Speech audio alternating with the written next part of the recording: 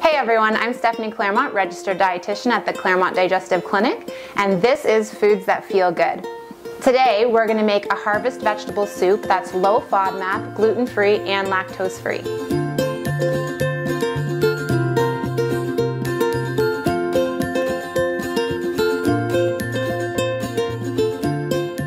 To start with this recipe, we're going to have a little bit of olive oil in our pan here, our big pot, and then we're going to add our aromatic vegetables. So we have some celery and carrot.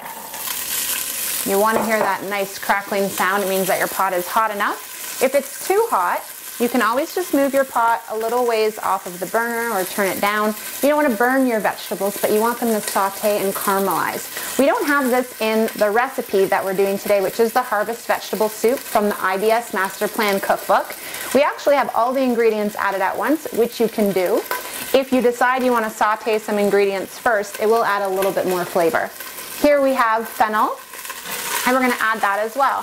What you want to do is just simmer the ingredients for a couple of minutes. These are all low FODMAP ingredients, and that means that they're not going to be bothersome if you have digestive health issues like IBS or IBD, allergies and intolerances. If you're suffering from those kinds of things, low FODMAP ingredients can actually help you.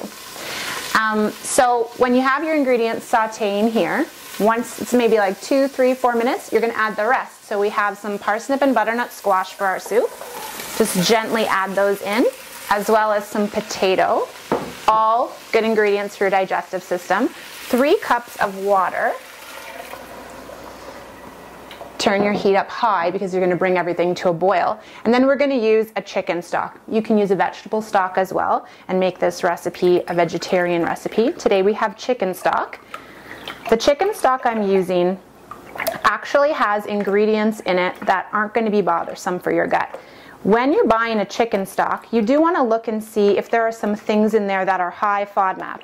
And again, high FODMAP ingredients are going to be bothersome and can trigger symptoms in your gut, like gas, bloating, other digestive things. So this particular stock I bought today doesn't have any of that.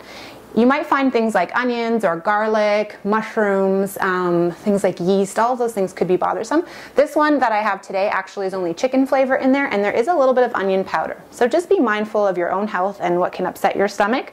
This one should be fine because we've added 3 cups of water and only 3 cups of stock. So very, very little ingredients in there. Once you've added all those things in, you're going to add your herbs and spices. I have a little bit of salt and pepper in here as well, just according to that recipe that we have in the cookbook. Give it a little stir, add your lid, and then you're going to bring it to a boil. Let it simmer for 15 minutes until you add your other ingredients. In the meantime, have a little pot on your stove with water boiling, and we're going to add our tempeh. So this recipe has tempeh, so it's vegetarian. You can add any kind of protein that you like. The tempeh is actually a fermented soy product. So it's like soybeans all mashed together, but it has a little bit of this fermented flavor. And so if you add it to a pot of boiling water, for like 10 minutes or so, you're going to take some of that fermented flavor out, and then it won't add into your soup or stock or whatever you're cooking. Okay? So we're going to leave those to cook, and we're going to come back later and mix it all together. Okay, and now that your soup's been cooking for about 15 minutes, our tempeh's done. We've drained it, rinsed it with cold water to cool it down, and crumbled it up, ready to go. We're going to take our lid off. Be careful not to get all that steam up in your face. And then add your ingredients. So we have tempeh. This is going to be a protein source in our soup. We like to eat balanced meals around here. And this is one of our favorite styles of meals, one-pot meal. That's right. Maybe we used a tiny little pot, but that doesn't really count. It's really one big pot when you're all done.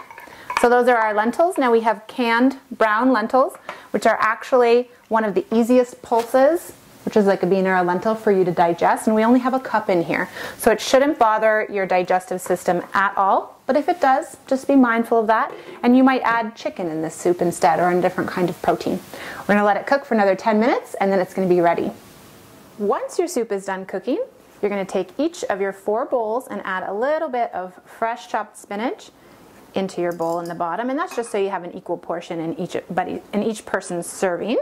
And then just ladle in some of your delicious harvest soup into this bowl so that everybody gets a yummy and full, satisfying serving. For more recipes and tips, visit my website at stephanieclaremont.com. Much love and good eating.